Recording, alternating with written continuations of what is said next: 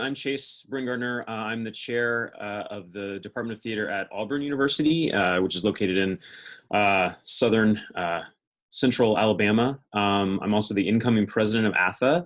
And I think, the reason why we we got together today at sort of the request of Noe Montez, who is the VP of professional development currently. And we thought it would be a good opportunity for us to kind of this and kind of for Harvey and I to kind of talk a little bit about how the current situation is impacting both of our universities, which are sort of very different, I think, in terms of both our geographical location and kind of the positioning of what our universities represent. And that may be some use to some people, and then also to address some potential questions that you all might have, and simply just to share some information and kind of be able, at least through this medium, to see each other and to kind of have a moment of sort of solidarity and support, to know that we're all kind of working on these issues, albeit separately in our own geographical locations, but sort of together through this this virtual space and through the community that we have cultivated through our time working with ATHA in the past. So Harvey, if you want to just quickly introduce yourself there, and then we can kind of get started maybe. Yes, and I'm Harvey Young, and I am the Dean of Fine Arts at Boston University and immediate past president of ATHA. So let's dive in. Great. So how would we like to start? Do you want to start with some with questions that have been posed? Does that work? Yeah, I mean, let's just dive in and let's acknowledge the fact that we're all kind of sort of facing a moment we haven't experienced previously. And I think that for all of us, there's a lot of uncertainty that's sort of in terms of, if you look at students and faculty, if you're dealing with sort of parents and tuition paying sort of guardians / graduate students, it's like there's a lot of emails that are coming our way, right? People want to know everything from tuition refunds to, what are the plans for the fall? And it can be quite difficult, and it can be stressful as an administrator to tackle questions when we're all looking at the headlines and we're asking questions such as, how do you plan for the fall when social distancing advisories will still be in effect? How do you sort of should we make plans for remote teaching for the fall? So what things can you guarantee? And for everyone. So those are things that we are going to tackle today. And as it's like things are changing day by day. But we're going to, tackle these questions as best as possible. So and I would just sort of jump in there too, Harvey, just to sort of say that I think one of the things that has been the most challenging, I think, in this moment as an administrator is that I have, faculty and staff that are looking to me for answers, and I'm looking to other administrators for answers. And it's that kind of moment where, for a lot of those administrators that I'm looking to, they are looking to other people for answers that may not be providing those answers to them. So it is become very present for me, or very obvious, that I am part of a chain of not information. And so trying to manage that sort of, the information that's sort of circulating, and wanting to be sort of very sort of open and transparent, but also sensible with my faculty has been definitely a challenge through this time. So I think that's maybe something that we all share at this point. So again, as Harvey said, I have answers that pertain to what I sort of know in the circumstances that I'm in that may be beneficial to others, but certainly I think there's going to be a lot of variation depending on where people are. Yeah, so one question that has come in relates to has your school or department made decisions about how to handle tenure clocks and fall sabbaticals? To take the second part first, for sabbaticals, we're allowing them to continue, but a lot of faculty are realizing that their plans have been disrupted. So we've given faculty the opportunity to delay or defer their sabbaticals. So it's not a case where people feel as though they're going to lose it if they don't take it right now. And I think that all universities should move in that direction. Now, in terms of tenure clocks, most universities, and the MLA came out recently with a statement that ATHA, I believe, co-signed on in support of, which is that a lot of universities are offering faculty up for tenure, or even anyone who's in a tenure track, an extra year. They're not necessarily extending their contracts, their employment contracts, but they're extending the time that they can go up for tenure, for promotion, that is. So, that gives people an extra year for those who are impacted, but it also gives people an opportunity to opt out. So if you don't want to be delayed in your promotion timeline, you don't have to be. And a lot of universities, and this varies from place to place, have restrictions on the number of times you can defer your promotion timeline. Usually in terms of sort of health issues, childbearing, child rearing, and most universities are exempting people from those restrictions. So that if you've already kind of maxed out at 2 or 3, deferrals, you can still take an extra year because of COVID. Mm. Yeah, at my university, they were a little bit later or more deliberate, I guess, in making those decisions. And the policy that they have put forward thus far, which is being met with some pushback, I should say, is that they have basically allowed tenure track faculty that are in their first 4 years to basically have the ability to add a year on, and made it a case-by-case basis for those in year 5 and 6, with the sort of, I think, wrong interpretation that somehow that if you're in years 5 or 6, you're already ready to go, and that somehow this hasn't disrupted anything.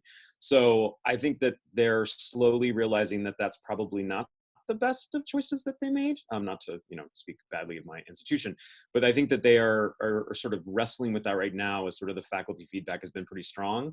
But there has been those discussions. I think in terms of sabbatical, there hasn't been an official statement that's been made yet by my particular university, although I think at the level of some of the ones that have been granted more at the department or college level, our department is within a college of liberal arts. There has been efforts made to kind of figure out ways to basically delay those sabbaticals or delay those grants or research leaves or those kinds of things to subsequent semesters. So there definitely been noted in the comments that there is a plan at ASU, at Indiana University that's worth sharing. Sure. I put up my backdrop so you knew where I was from. You. I'm Linda Pisano, and yeah, we have the extension as well. And the extension of 1 year is without penalty. So if you're in your first year and you take the extension, and then you decide to go up at the regular time, you're not penalized in any way. So it's much like what you were talking about with maternity leave. What I thought was particularly great was they extended this to lecturer tracks too, which are going up for senior lecturer. And to me, that was extremely important. And the one thing that they are saying is next year, like most of you, I suspect there's not a concrete plan for the fall. They said anyone coming in on tenure track next year, of which we have 2 new faculty, if we're still online or delaying the semester in the fall, they will also be eligible to extend their tenure. So they're looking forward, and I was just really grateful for that, because we have a large number of untenured and unpromoted faculty. I would just add into that too, that as part of this, or sort of, I guess, parallel to the extension of the 1 year for the tenure clock, in terms of promotion as well, the university has made this year's student evaluations 100% sort of optional. In fact, the way that our university is handling that in terms of the ways in which those are typically used for tenure promotion is that they're not even making them available, at least at this point, to the heads and chairs of the departments. They're only going to be visible to the faculty member. And the faculty member will then have the option of whether or not to include those teaching evaluations within that tenure and promotion process moving forward. So this is sort of another parallel portion of that I think people are also probably wrestling with at this point in time. One of the other questions in the feed today was, how do you budget when you don't know what your budget is? Because a lot of universities don't know how many students will be coming back, how many current students will be there, and how do people budget without a budget? That is the challenge that we're all in. I know universities are trying their best to message. I think they're all messaging actually this week and the next couple of weeks to offer some insight, not specific numbers, but where they're heading. In terms of fiscal year planning, usually budgets are finalized in late April, early May within the United States. So I know that more and more universities are making those announcements. What seems to be happening across the U.S. at least is that there tends to be budget freezes. So there's not going to be any increases. There tends to be, there's a question around staff hiring. You know, more and more universities, Harvard this most recently announced that they're going to freeze staff hiring as well as faculty hiring. You know, there is the question related to discretionary spending, right? So Harvard made an announcement just recently about, you know, sort of looking at discretionary funds, and a lot of discretionary funds, and discretionary funds are essentially just like non-contractually obligated funds, right? So like most university funds are kind of on that sort of soft money category. You know, and those things kind of impact the performing arts, especially when you have advisories related to social distancing and what one can produce. So I think that, you know, it's really two different categories. The first is, are you a revenue generating theater, you know, like within your university? And if so, then that's a separate conversation you're going to have, you know, with the administration of the university then, if you are not expected to be revenue generating as a theater department. For those that are revenue generating, you know, in a way, you're somewhat more protected because, you know, to not be able to have a season is a financial loss of revenue, you know, for your department, but also for the university. For those that are not revenue generating, then, you know, that falls often to the category of discretionary spending, and you can look and anticipate some level of cuts. Now, the bigger issue before even thinking about, you know, sort of budgets as well is like, how can you even produce theater or have any events for audiences in, you know, when, you know, there's not going to be a vaccine available for another year, when social distancing guidelines will still be in place. And those are things that we're unsure about. So if you look at a lot of theater companies, they're actually pushing their productions to January. So I think that that would be something that would be advisable, would be to say, like, look at sort of smaller, you know, sort of non-public facing performance opportunities, which then would mean a scaled down budget in terms of set and design for the fall, and then look to be back to normal, hopefully by January. Yeah, I mean, I think this is also one of those issues in terms of budgets and in terms of universities that is going to differ greatly depending on sort of what kind of institution you are and where you're located. My institution, perhaps, you know, which is a sort of a land grant state institution, our enrollment numbers currently, and of course these could very well change, but they're very vocal about this currently, are actually up over last year. And the thought is that as students potentially are looking for places that are closer to where they might be, where their homes might be located, that a school like ours, which does pull a large percentage of students from sort of the local, from our state and the states surrounding us, that the impact could be different at an institution like this. So in terms of the budget, you know, we have not had any sort of announcements of freezes or anything to that extent at this point. And, you know, whether or not they're sort of speaking in overly rosy terms, I don't know. But you know, financially, they've made a number of statements sort of talking about how they feel secure about where the university is. So I don't know. I feel like it's sort of a surreal space to be in which I'm seeing all that's going on around. And I'm like, really? Is that okay? Oh, you know, I don't, that's the information I have to work with, right? And so I'm trying to be overly cautious and plan in other ways, particularly around the production season question.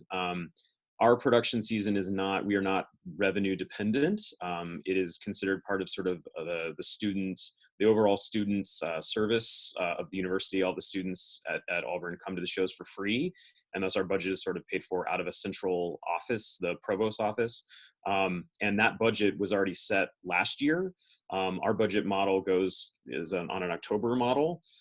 So we're good for the next year. And I have sort of already checked in on that. But again, what that actually becomes in terms of what the fall is a big question. And as is the case with maybe some of you, one of the big sort of things that's giving me information, sort of indicating how we should move forward performance-wise, is through our athletics department.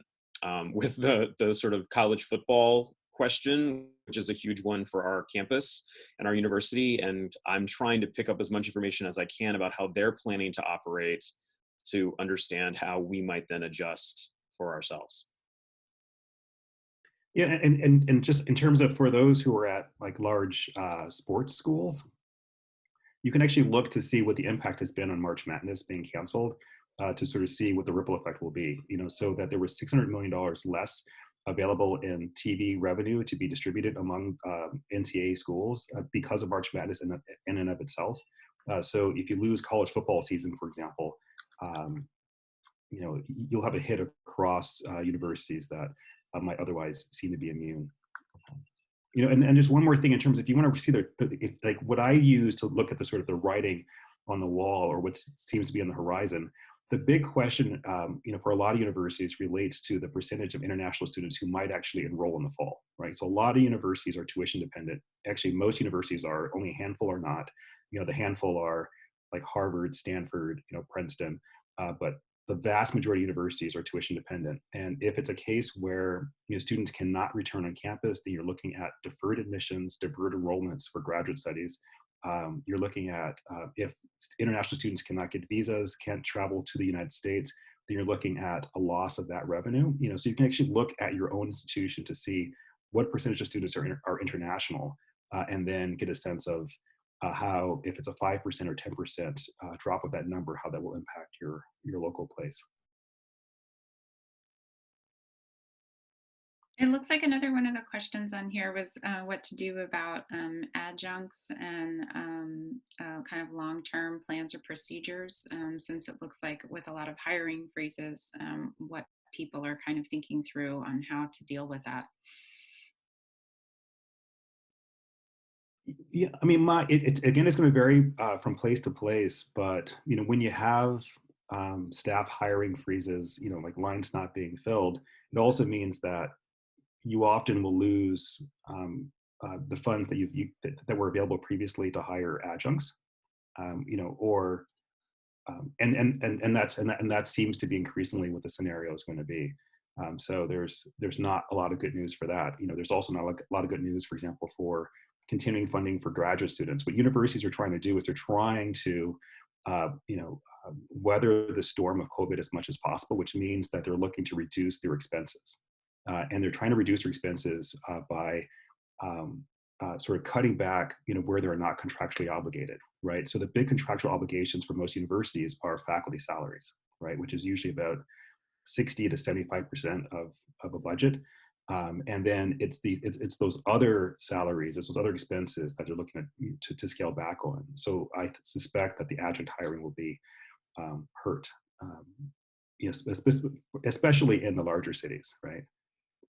I will say that I think one of the strategies that our dean has sort of talked to us about is making sure that we have sort of, you know, if we do run into these kinds of situations with say adjuncts or sort of those kinds of positions, is to this, as he's put it, this is the time to kind of look to those reserves that you have, and to make sure that, you know, if you have those, this is the time to be sort of spending down on some of those reserves. So that to me is sort of indicating that, you know, that there's definitely some sort of fear around that. And I think certainly nationwide, we've already seen that start to happen.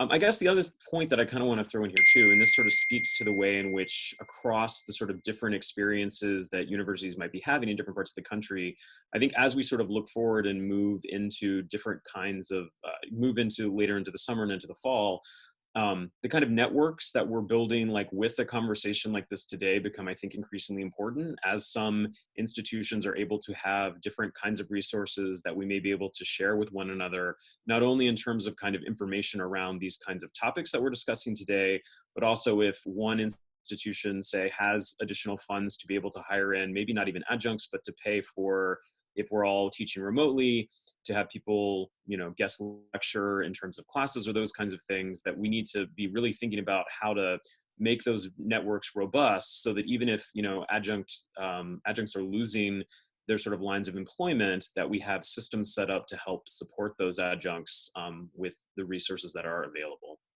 And that's, I think, one of the ways in which something like, you know, ATHA and these kinds of conversations can help do that. Kathleen has a question. I had a question. We did, the directing focus group and acting together, put together a virtual guest artist initiative, and there's like 44, I think, maybe 45 participants, and that could be a great resource. Of course, they're not all vetted, but it could be a great resource for everybody.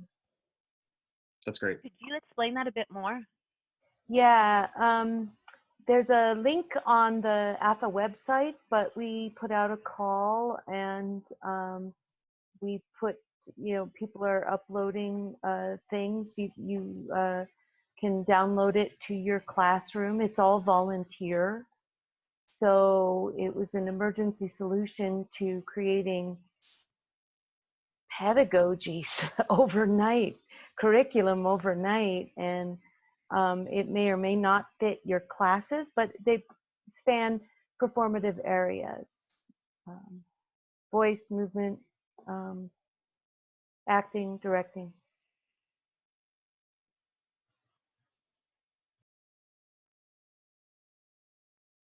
It's It looks like some of the other questions along the feed tend to relate to people's performance season, whether they're postponing and moving to the fall, how are people having challenges with rights, and if anyone has done any successful online performances, and how that might work, especially with rights and cup fees and things. I would just sort of jump in and say that I think one of the things that's interesting about this to me is that I think I've been trying to take my cues from the sort of the tone and the messaging of my university, because I feel like I need to kind of at least be in sync in some ways, but also being cautious. And the big message of my university, and I think this has everything to do with sort of what Harvey was saying, is that enrollment for the fall is what the big moment will be. If we fall short of enrollment in the fall, that's when the budgetary stuff starts to become a problem. So the messaging here is full steam ahead to fall. Right?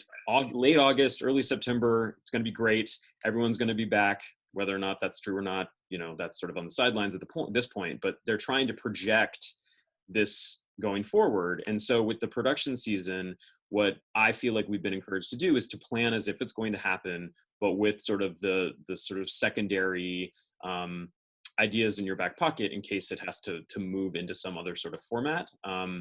And so that's what I've been trying to do as best as I possibly can. I've tried to go and sort of experience some of the online or sort of remote staged readings of some plays and things to try to suss out what some alternative formats might be. And from what I've gathered from our patrons, we have patrons as well as our students from the community who come to see a lot of our shows. And we've done some polling of them to see, kind of gauge what their interest would be. And it seems like there's a strong interest for some sort of continued presence in terms of those performances, even if they are remote or virtual, if we're able to do it. I think the question that's popped up that I've seen from a number of people is around rights for that and sort of how the licensing organizations are sort of handling that. And I think some have been more responsive or more willing than others. So I think that's, again, on a case-by-case basis. David, you had your hand up? Yeah, hi, David Winterstein. I'm at Concordia College in Moorhead, Minnesota. I'm also an ensemble member of Theater B, a small professional nonprofit theater we have here. So when all this came down, these two things were happening in my life at once. The college and my students trying to figure out how do we shift to this new online paradigm, and my ensemble friends, family who wanted to make art. And so I've been doing this now for a month. And so in terms of the rights question, what I found is that where I have friends who are playwrights, by just reaching out one-on-one to them, I'm able to secure those rights very quickly and easily. Going through the big production houses, Sam French dramatists, there's a lot more restrictions on, it's a lot trickier, and we would have to scale up a whole bunch of things in terms of selling tickets virtually and things like that we just really weren't ready for. But doing something relatively simple, like a Zoom conference performance that is then live streamed to Facebook, where we're not trying to make any money, we're just trying to make some art and put it out there for our community, that is working pretty well. And since I'm at a school that we're tuition dependent, we're not dependent on ticket sales and revenue for the theater program, I'm expecting that we're going to have that same kind of thing, is that we're going to be doing something where we're streaming performances. Apart from anything else, if my students don't have the opportunity to be making art, then what are they doing, right? They're not going to come to school. And Right. so we have to figure out ways that they can be artists, be making. And so anyway, that's where I'm starting. My suggestion for the rights thing is start with your playwrights. And I'm getting emails now on a daily basis from playwrights who are saying, hey, here's my script, here's the script. Not all of them are any good. But I do have, other playwrights who have been very open. That's excellent. Yeah, and I mean, I think again, these are opportunities in some ways too to sort of make those connections and to have those kinds of interactions between your students and those sort of people that are out within the professional world that can be really great. I think one of the challenges that I've had as a chair in terms of dealing with my faculty throughout this process too is that a lot of my faculty have been reading a lot of from other people about how to put courses into this remote learning platform or all these different ways of doing that. And so much of the data seems to say that, students prefer the asynchronous. And I think for a lot of the theater students that I've encountered, that sort of notion of not being in, even if it's a virtual space, with the community that they've created presents some challenges in terms of them feeling like they're part of an ensemble or a department or sort of that theater community that they have created before. So I think that sort of speaks to that notion of trying to find these spaces where the students can still gather and feel like they're part of an artistic community is a real unique challenge, I think, for the performing arts specifically. See, Linda, you were going to say something? Yeah, sure. I'm really interested in knowing more about two things. One, how people are moving things to online. For example, we're talking about if we can come back and we have a huge production Titanic, but we have distancing or we need to take down the scale, can we do a concert version of it? And so we're looking at that so that at least the voice training is still there, the work is still there. The other thing that we're wondering about it, because we are mostly a large percentage box office dependent, is that a lot of our patrons, our most steadfast donors, are in the vulnerable group. Mm-hmm. And so we're trying to suss out how we can have live performance and still involve them. I mean, do we do something new as associate producers? You give us this amount and or do we just sell tickets for an online filmed version? The question so that's that part. Here's the question I have. I'm seeing a lot of people talking about postponing until the spring. A lot of our labor is actually our graduate assistants.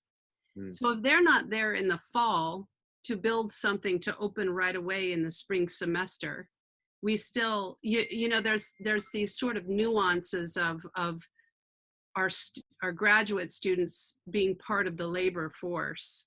And so that's what I'm trying to figure out now. We could certainly move a large production of Twelfth Night to the spring, but it would be so early in the spring. Who builds it? How do we minimize it? What are we doing? So I guess those are the questions that I throw out there that I'm struggling with right now. Yeah, it's difficult. I mean, I think that, in the consideration of all the many possibilities that are available to us, I think the first thing is from a rights management clearance perspective, acknowledging that, if you go into the fall with something that you have the ability, because there's not a copyright limitation, if you have the ability to go online with it, then that will put you in the strongest position possible, which might mean sort of reconsidering your season. Now, the huge question here occurs with musical theater, right? Because the musical theater rights can be the most complicated in terms of getting the rights permissions to move from in-person to online. So you have that. That's issue one. The second issue is that universities, as we said before, from a revenue model, and also from kind of what a university is meant to do, is really needs to have students on campus. So if there is a question around, maybe a hybrid approach toward fall enrollment, in which some people are on campus, some people are studying remotely, it's worthwhile to sort of advocate as best you can, for the arts, the fine and performing arts, as well as the lab sciences, to have to be able to operate in person, right? So I think that's quite important. In terms of audiences, this is an issue that's going to we'll be able to see what happens when Broadway tries to reopen in like July. I'm assuming it's going to try to reopen in July. How they re-engage audience members, especially noting that sort of theater audiences across the board tend to be on the older end of the spectrum, right?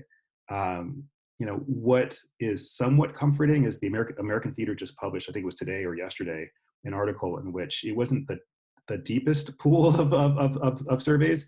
The sample size wasn't massive. It was only, I think, 500 people, 455 or something like that. But of that, it said 41% of kind of diehard theater goers were ready to go back to see theater immediately once theaters were reopened.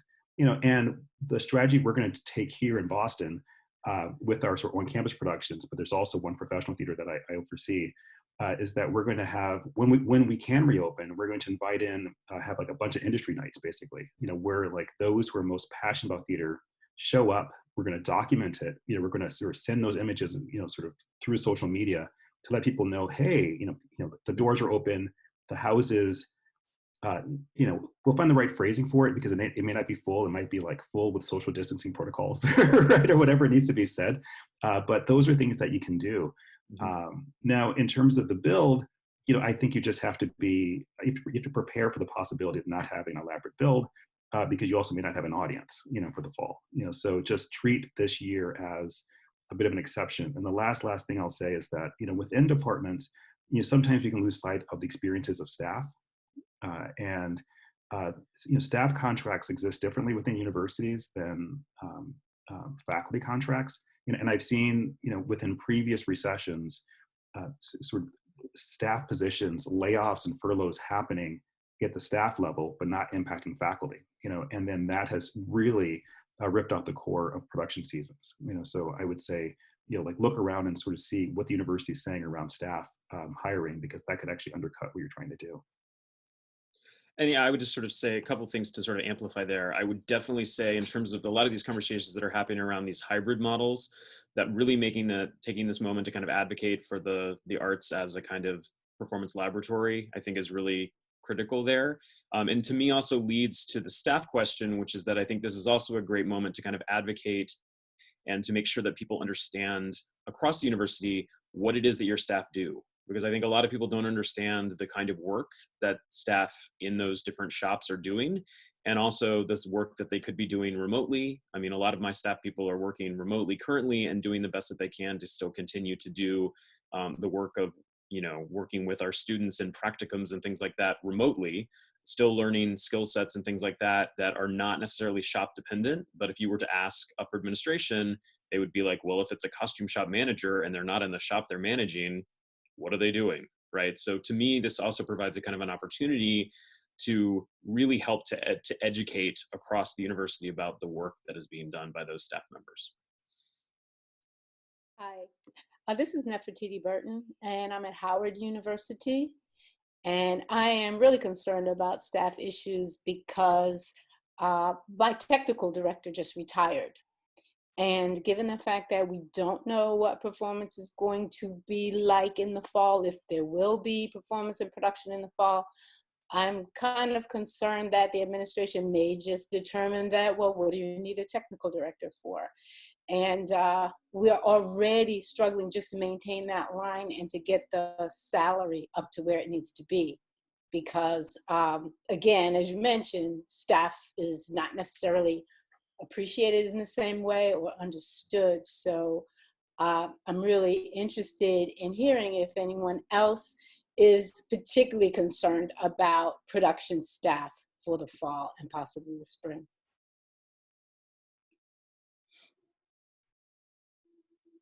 It looks like there were some comments in the chat also on what people are doing for their graduate students. Someone had some comments on what they're doing. I wasn't sure if anyone wanted to share some ways people are providing work plans or procedures for graduate students to still work either in, in studio spaces or in the virtual setup.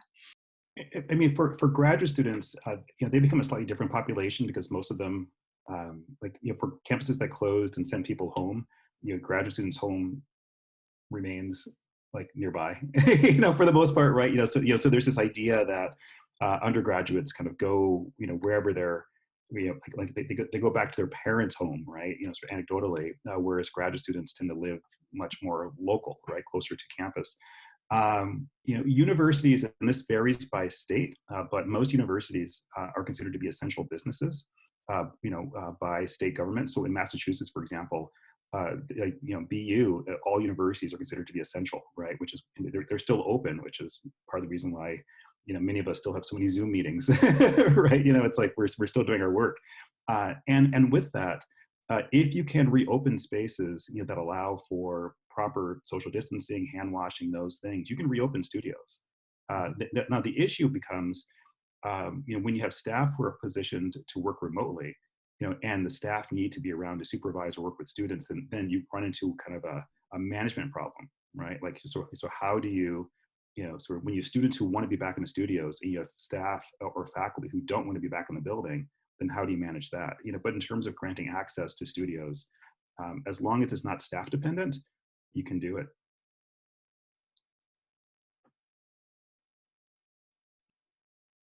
Oh, and then just one thing in terms of the production staff, that's a hard conversation, because it's like, as universities are looking to recoup funds, they're basically, like the mindset is, right, as was said before, as Chase mentioned, if you're not doing this thing, then clearly this line is not necessary. So it's important to, have the arguments and have the justification for, why certain positions are necessary and should not be laid off. Because you could imagine certain staff positions are eligible for layoffs. And I'll give a quick anecdote. When I was at Cornell as a grad student, actually when I was in there, like after I graduated, Cornell sort of overextended itself with construction, and they had to cut, I think, $2 million or $3 million from the budget, and they laid off all the theater staff. And this was a university decision, but the choices were, do you eliminate certain language, lecture positions, do you eliminate the staff positions within theater? And then theater was the most vulnerable in that environment at that time. So you could sort of see when a university is sort of looking across the board where to cut, they might, there needs to be some allies and advocates for the production staff. And I think that's one of the places, if you're feeling like you want to be doing something proactive, and even if it hasn't even come up as even a glimmer of a conversation, it's maybe something to start to kind of gather that information together and really start to build those cases just in case, so that the moment it happens, you can kind of clamp that down or attempt to stop that. Oh, and just one thing for those of you who have hiring freezes, or don't have, if you've open positions for staff right now, or faculty as well, and you don't have a hiring freeze in place just yet, you might want to try to accelerate those hires. You might want to try to get the contracts issued, because once a contract is issued, then there's another layer of protection, as opposed to things that are just kind of open that you're hoping to fill someday. Mm-hmm. So it looks like we have about 20 minutes left. Does anyone have any kind of further questions? It looks like Kathleen just posted, how is recruitment going? What do we do about, making sure that we have students coming through through our systems, and making sure that the departments still stay robust and keep those numbers up?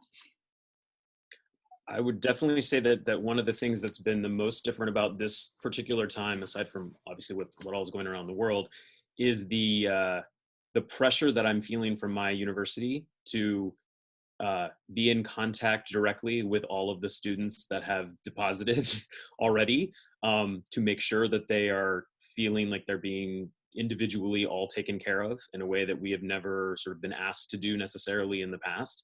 And so I think that there's real labor that's involved in that, particularly for department heads and chairs, and a real kind of pressure to kind of maintain the students that have deposited and have accepted. I mean, as I said, I think it's somewhat strange that I think that at my university, actually the enrollments across the board are up for the year, as opposed to where they were last year. But I do think that's definitely something that there's a lot of pressure around that. And I think not having clear messaging about what the future is going to look like makes it very difficult to kind of assure students. So coming up with, I think, that kind of language is a really important thing. And it's something perhaps collectively that we should be helping each other with. And just one thing to add about grad recruitment. Usually people go to graduate school to weather recessions. So if you look back in 2008 or 2001, there tend to be an uptick in the number of people who apply to graduate schools, because of the economic climate. Now, the negative part of it, right, and this is what sort of Chase is alluding to as well in terms of the messaging about, the doors will be open, and that we're here for you, is that if people are hearing that there may not be in-person classes, then that's when you get the request for deferring admission, which has its own issue related to, can you hold graduate financial aid when it's already kind of precarious in this moment? But it's like, as long as you can sort of lead with the message that, we're gonna be open, we're here for you, people should come. Mm-hmm. Hi there. This is Michelle Hayford. I'm at University of Dayton. I just want to get back to this question of production related faculty. At my institution, I have lecturers that also serve as production support, right? So they get course release for the work that they do related to production. So I have a costumer, a TD, and an ATD that all have course releases. So for me, it's going to be really hard to justify they retain course releases if we're not back in the fall, right? And so I'm anticipating I'm going to be asked, okay, the typical lecture has a 4-4 load. You have a TD who teaches a 1-1. I think he needs to be furloughed, right? That's what I'm expecting to hear. And I think I'll hear similar with the costumer and the ATD. So forgive me if I missed it, but I didn't hear any concrete explanations around arguments that you make to retain production faculty beyond, we know they're valuable. So did I miss something? Because how do you justify that you can keep production related faculty when you're not doing production? So, Linda? hi everybody, I'm Karen Shoup, and I had raised a question in the chat, but I forgot to put questions, so I think it might have gotten lost. But my question is this something that ATHA could take an advocacy stance on? Could ATHA draft a statement that articulates the critical importance of design and production staff and faculty in relationship to the educational mission of universities to help because for me, I mean, that is something I think that collectively ATHA can do to help us use in our individual situations. I love the sharing of ideas, but this is going to be a difficult argument to make. So my thinking is, if it's a collective statement coming from an organization that's very important, that might just give a little bit of leverage to the individual requests and make things happen. I think that's an excellent idea. Can I jump in here, Chase? Sure. Chase, can I jump in here for a second? This is Josh Abrams, the current president, and I wanted to say, yeah, thanks. I mean, I've been listening, and I had made a note of that question earlier. I think it's great. One of the changes, and I think it is something that we absolutely should be doing, one of the changes that we approved, or updates that we approved in January at the mid-year meetings, was to allow any member or group of members to put forward advocacy statements to the GC to approve and to send out. And so I was wondering actually if there might be a task and finish group that we could put together. A couple of people from here have been involved in this conversation to start drafting something to submit to the GC. Karen, would you be interested in taking a lead on that? Ooh, I'm not sure if I can take the lead, but I would definitely contribute in some capacity.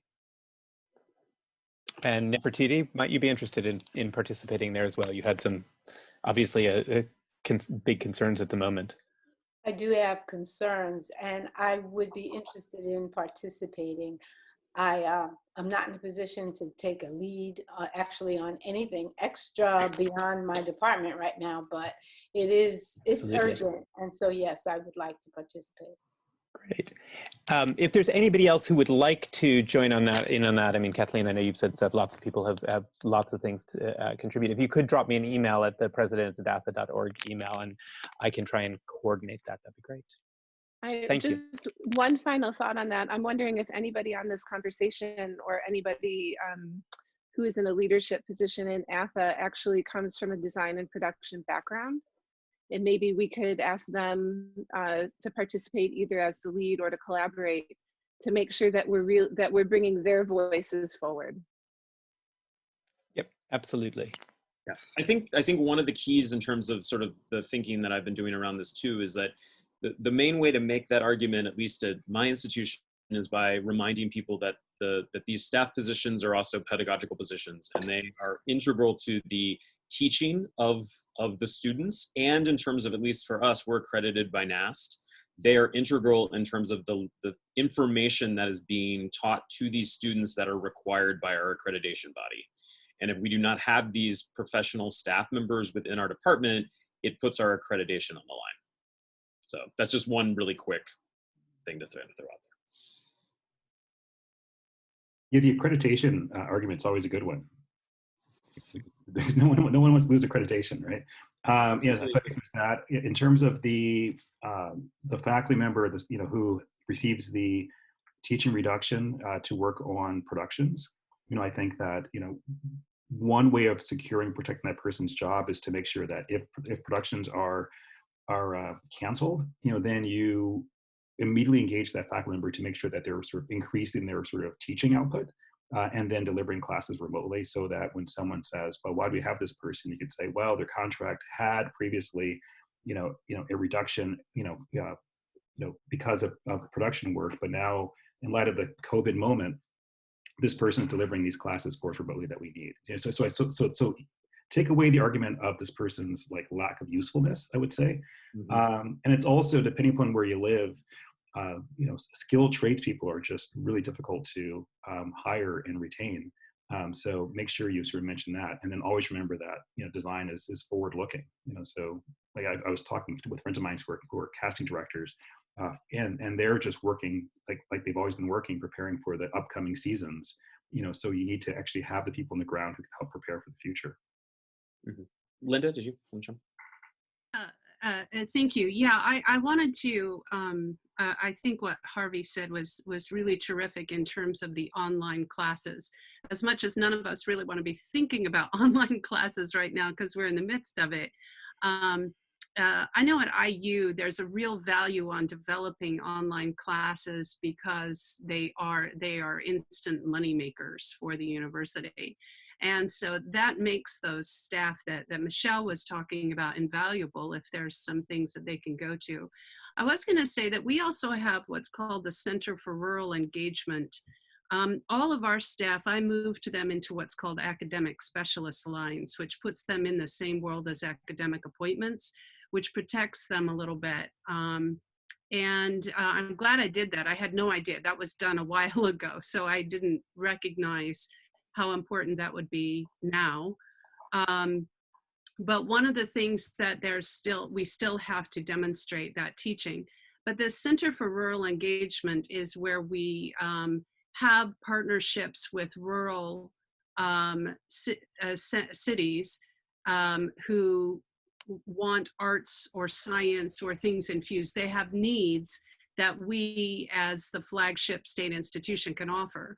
And so one of the things that we've talked about as a backup plan, should the university come back to us and say they don't have a big enough teaching load, is that we'd like them to start partnering. Exactly what Harvey said, these are often skilled trades. Mm-hmm. And so they could go into rural communities. So it might take some looking at what values your university or campus have with the local community that could make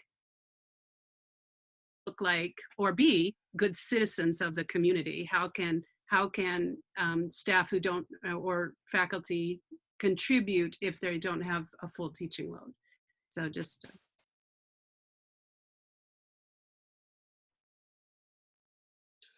one other thing that I would just sort of add in here, and I don't know if this is happening at many other people's universities at all or not, but one of the things that our university is really trying to do is to get a lot of messaging out there about sort of how the university community is responding to this sort of moment.